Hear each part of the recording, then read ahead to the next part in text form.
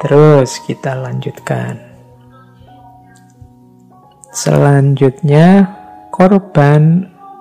pengorbanan adalah manifestasi dari satu watak yang kita kenal sebagai cinta.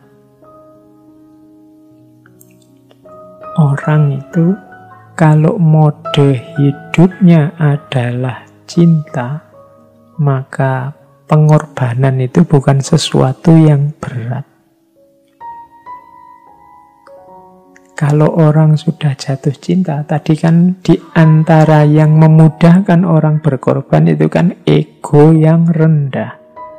Dalam cinta, bahkan ego ini bisa serendah mungkin, ada yang bilang bahkan sampai hilang. Karena dalam cinta, yang ada di pikiran, yang hidup dalam diri seorang pecinta adalah yang dia cintai. Bagi orang yang seperti ini, bahkan hidupnya sendiri adalah persembahan terhadap yang dia cintai. Maka pengorbanan itu dekat dengan cinta. Pengorbanan yang tulus adalah manifestasi dari cinta yang juga tulus. Rumus pertama itu. Sebaliknya, kalau engkau cintamu tulus, maka akan lahir dari situ pengorbanan yang sama tulusnya. Tapi kalau cintamu berpamrih, ya pengorbanannya menanti balasan, menanti terwujudnya pamrih tadi. Jadi ini ada hubungan timbal balik.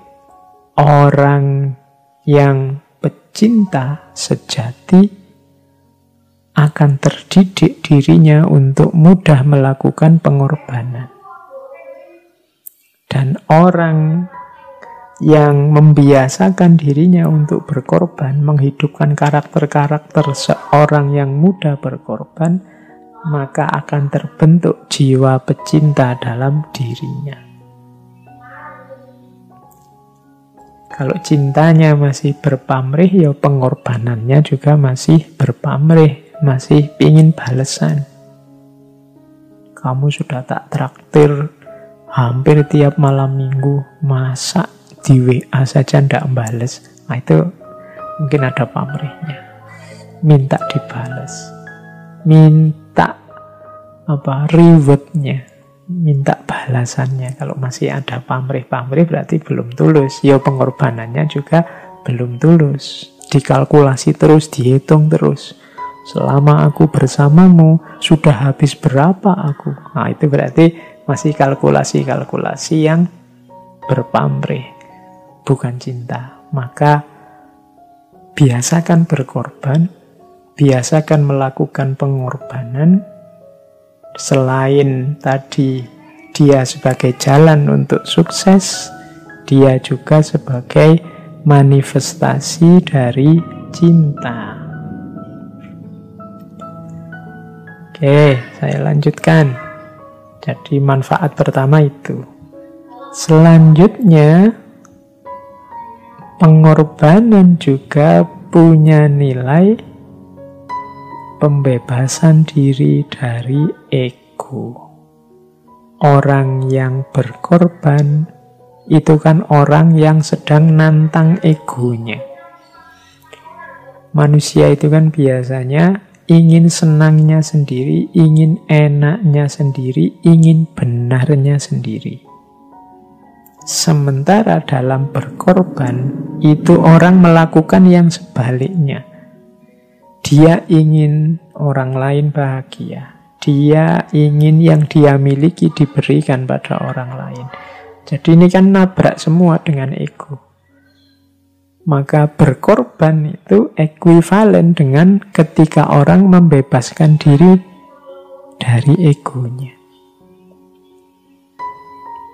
Jadi lanjutannya cinta tadi, berkorban itu manifestasi dari cinta, dan berkorban itu pembebasan diri dari ego. Ya, karena kalau egonya masih besar, pengorbanannya juga biasanya masih ada pamrih-pamrih egoisnya.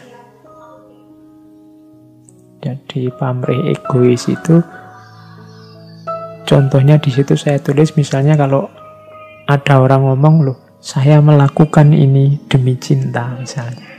Karena aku mencintaimu maka aku lakukan ini. Sudah aku korbankan macam-macam banyak hal untukmu. Nah, ini menunjukkan sebenarnya ya pusatnya masih aku. Kalau pusatnya masih aku, masih egois. Kalau masih egois biasanya pengorbanannya belum tulus. Masih ada pamrih-pamrih. Maka pengorbanan ini selain dia jalan kesuksesan, selain dia akan melahirkan pribadi yang penuh cinta, sekaligus dia akan melatih kita untuk tidak terkungkung oleh ego. Selanjutnya, pengorbanan juga punya manfaat apa? Melatih diri kita untuk tidak terikat. Kalau urusan harta berarti kalau bahasa Jawanya tidak kedunyan. Kalau urusan uang berarti tidak motor duiten. Kalau urusan pokoknya tidak terikat dunia. Tidak terikat dunia itu ya, dunia itu tidak terlalu berat dan tidak terlalu kita berati dalam hidup ini. Orang yang mudah berkorban, bahasa Jawa ini mungkin nyah-nyoh, itu kan orang yang tidak sangat terikat dengan hartanya. Orang yang pelit, orang yang susah sekali berkorban, itu biasanya orang yang sangat terikat dengan kepemilikannya. Semakin orang terikat dan tergantung pada kepemilikan, biasanya semakin susah dia berkorban.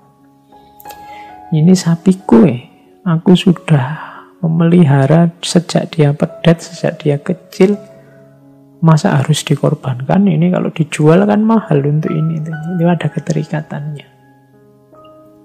Jadi pengorbanan melatih kita untuk tidak terikat. Kenapa? Karena semakin terikat kita dengan dunia, semakin berat langkah kita untuk mendekat ke Allah, untuk ilaihi roji'un.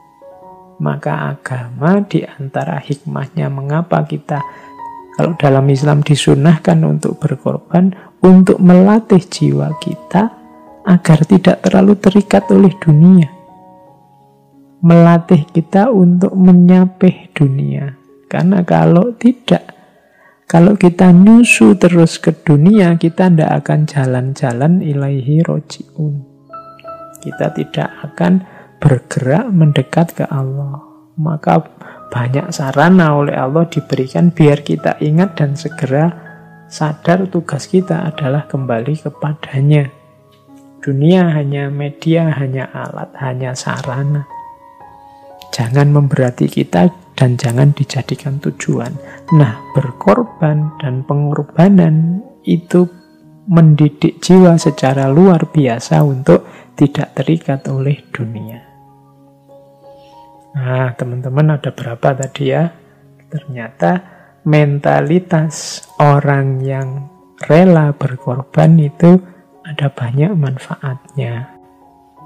Selain tadi merintis jalan untuk sukses, kemudian juga pembebasan diri dari ego, kemudian juga melahirkan jiwa yang penuh cinta, dan juga melatih kita untuk tidak terikat oleh dunia.